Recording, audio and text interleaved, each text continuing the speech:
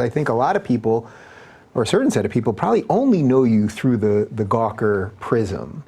And every time I read anything about Gawker or what happened with you or Hulk Hogan, it always seems so distorted the way they present it, which is probably very obvious to you. But to me, it was like you weren't, because people will say, well, Thiel hates the media. He sued a publication. He obviously hates the media. And it's like, actually, you were defending the right to privacy, which is something that the media should be doing in and of itself. What made you want to get involved in this? You had your own history with Gawker, obviously, before Hogan, yes, and all that. And it is, there are all these elements of the story that are, of course, sort of a little bit larger than life, where you have sort of the sociopathic Manhattan media company, and I think that's a too kind of characterization. Our internal code name for Gawker was the MBTO, the Manhattan-based terrorist organization. There you go. Well, you've likened them to Al Qaeda before, right?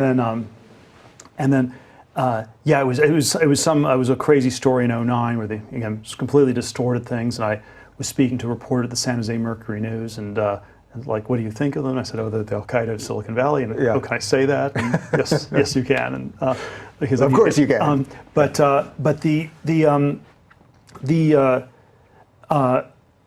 so I think they were sort of this, and it was in some ways, there are all sorts of things you can say about it that were kind of crazy. It was super destructive. They didn't go after people like myself. They went after people who were relatively powerless, often just average people, not public figures in any sense of the word. Hogan was sort of an in-between person. He'd been like a very high-profile celebrity, but was definitely beating up on a weaker person in the context in which they did it, and so it had this sort of heroic underdog fighting this sort of hate factory, this hate factory machine. That's the right way to describe them. Get targeted at various people. We have a First Amendment, and I believe in freedom of speech. And you have, of course, always the Hogan trial, the jury trial. In a trial, you can always argue the law, or you can argue the facts. So the Gawker side argued the law, which is there's a First Amendment and it's sacred, and we're journalists and we get to do whatever we want. That was roughly their argument. The Hogan side of it was, you published a sex tape that was secretly taken in the privacy of a bedroom, and those are the facts. That has nothing to do with the First Amendment. It might have something to do with the Fourth Amendment, which is against unreasonable search and seizure, not just by government, but also by, private people, obviously. And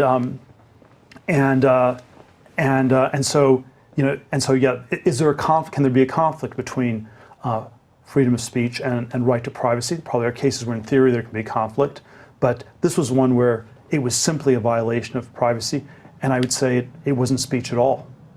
And then sort of all sorts of like super, egregious facts that came out in trial. One of the reporters, the editors who'd posted the sex tape, he had a deposition with it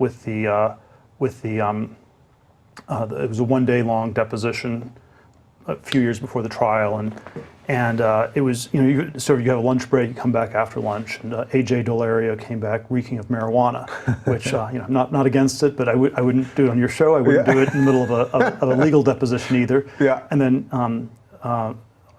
the lawyer on our side asked Dolario, "Is there any sex tape you wouldn't publish?" I said, "Well, I guess it involved a child." And it was like, "What age child?"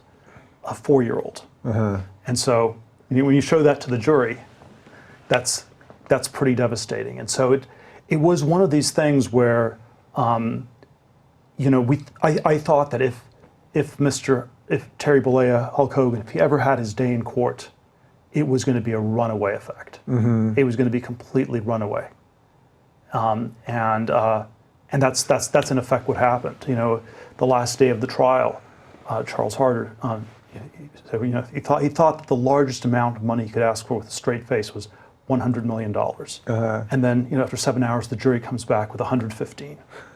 And so it was just a runaway thing. And it was, maybe it was, you can argue that it was too much for this one person, but in some ways it was a million posts they published over the years that was what was really at stake. Right. Well, I think a lot of people, the people that like you and defend you on this, will say, well, this was a defense actually of free speech. It was a defense of just the media coming after everybody, finding out anything you've ever done, finding out any access to any picture you've ever sent or any of that. And we see the way this is sort of infecting everything in society. Again, this is a not that simple argument to make, but the way I would argue this is I think we need to have vigorous debate. We need to have people with heterodox views be able to articulate things, and you can silence people by not letting them speak, but you can also silence them by, if you say something that's even slightly out of line, we are going to send the hate mob after you, and we're going to make up stories about you and personally destroy you. And in a way, that was the logic of the hate factory, of the scapegoating machine that was Gawker. It in some ways the victims were picked at random, and in some ways they were not at random. In some ways they were the nonconformists. They were the people with views that were sort of heterodox. I suspect that's one of the reasons they targeted me. And again, I was not targeted more than some other people were hurt even more than I was. But it was very often people who said things that were just a little bit outside the zone, and then they were destroyed. And the lesson was one of silencing. Yeah. So we should talk a little bit about them targeting you. So they in effect they outed you, right? I mean, were they officially the ones that outed you? I think even that history can be sort of contested. Right. I mean, I know you were out privately, and so it's hard to say. So I think it was in a somewhat in between zone. They targeted me repeatedly over years. So it was various other articles on the and it was, of course, if we talk about outing, it's never a simply factual thing. Mm-hmm. It's never, Peter or David are gay, FYI. It is, it's more like, Peter Thiel is gay, and we have no idea why he didn't want us to talk about it. Right. And maybe it's because his parents don't know, and they'd be embarrassed. Or maybe it's because he's trying to get money out of Saudi Arabia, and got to be those two. We don't really know why. Yeah. And so so outing is always the way it worked. I think it happens actually much less, but the way it worked always involved a description of someone's sexual orientation and a description of how psychologically messed up they were. Right. Because they didn't want you to write the article.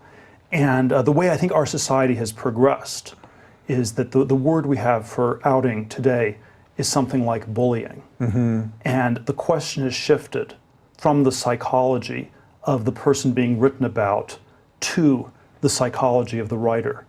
And the question is, why would you do something as nasty as this? And so there was...